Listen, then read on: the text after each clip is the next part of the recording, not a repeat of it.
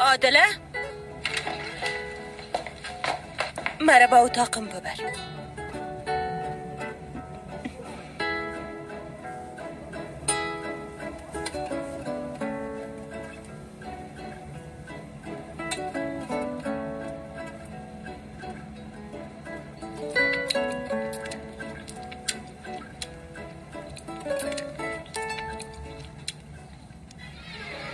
آدرس را که خانم رفیقه داده بود دمی سرک است.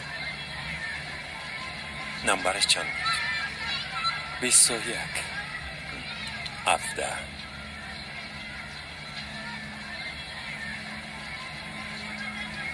اینجاست.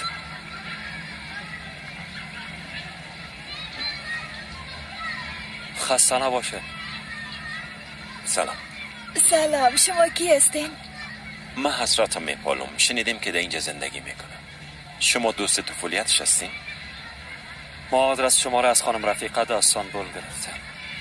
والا حسرت امروز آمده بود، میخواست اینجا زندگی کنه اما خانه ما برش مناسب نیست. پدر مریض است، طفلام هستن. ما نتونستم کمکش کنم. اوام رفت که بخواد خانه پیدا کنه.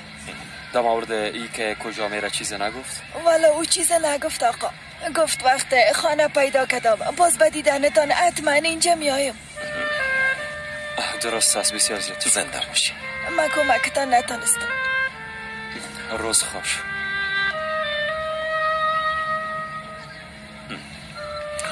به نظرت حالی چی کنیم؟ در این شهر کلان مرسین چه رقم حسرت رو پیدا کنیم؟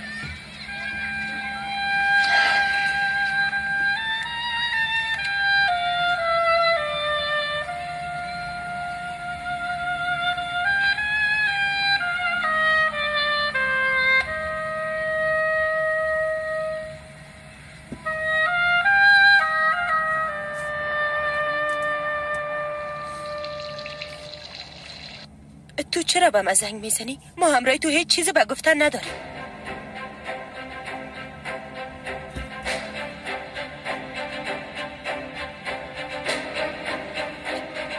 درست است. در کجا میخوایی که ملاقات کنیم؟ درست است، من میایم.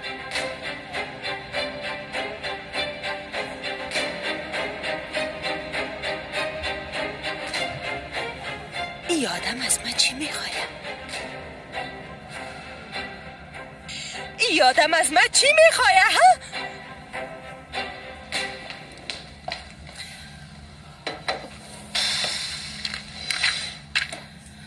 بیزا دختر بیزا آمدم. زود بیا. ای تو به خدایا.